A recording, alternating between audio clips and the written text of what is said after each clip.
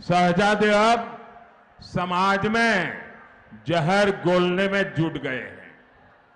टुकड़े टुकड़े गैंग को कंधा देने वाले देश के टुकड़े करने की बात कर रहे हैं। शहजादे के एक एडवाइजर है, वो अमेरिका में रहते हैं।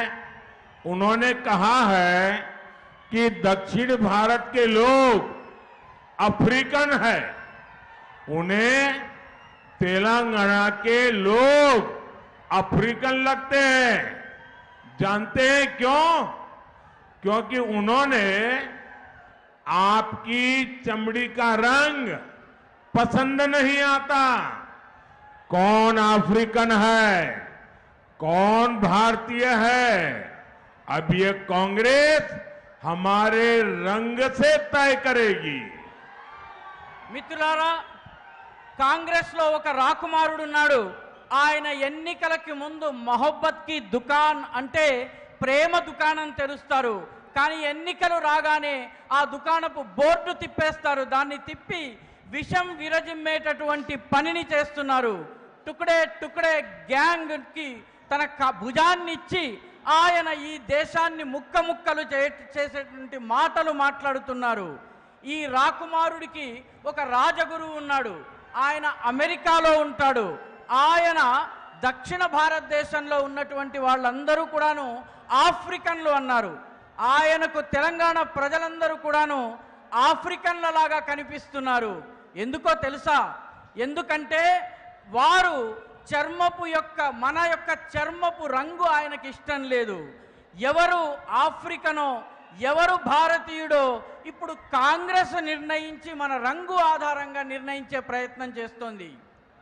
साथियों, कांग्रेस हिंदुओं से, हिंदू पर्व से कितनी नफरत करती है, ये हर रोज सामने आ रहा है।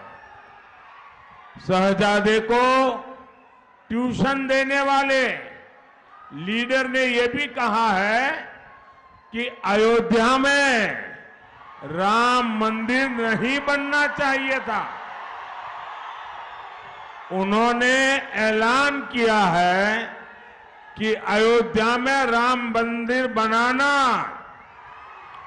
और रामनवमी मनाना ये भारत विरोधी है, ये आइडिया ऑफ इंडिया के खिलाफ है। भाइयों बहनों, मैं तो बड़े गर्व के साथ मंदिर जाता हूं। उन्होंने इसे भी मोदी का मंदिर जाना ये देश विरोधी है ऐसा सर्टिफिकेट बांट रहे हैं। आप मुझे बताइए, आप रामनवमी पर पूजा करते हैं कि नहीं करते हैं? पूजा करते हैं ना? आप अयोध्या दर्शन करने जाना चाहते हैं ना? क्या आप देश विरोधी काम करते हैं? क्या देश विरोधी काम करते हैं? हिंदुओं को अपने ही देश में सेकंड क्लास सिटीजन बनाना चाहती है कांग्रेस। क्या इसलिए ही ये लोग वोट जिहाद की बात कर रहे हैं? మిత్రులారా, కాంగ్రెస్ కి హిందువులన్నా హిందూ పండగలన్నా ఎంత ద్వేషముందో మనకి ప్రతిరోజు మన ముందుకొస్తోంది. ఈ రాకుమారుడికి ట్యూషన్ చెప్పే ఒక నాయకుడు కూడా చెబుతున్నాడు, అయోధ్యలో రామ మందిరాన్ని నిర్మించకూడదు అంటున్నాడు. ఆయన ప్రకటించాడు, అయోధ్యలో రామ మందిరాన్ని నిర్మించటము రామనవమి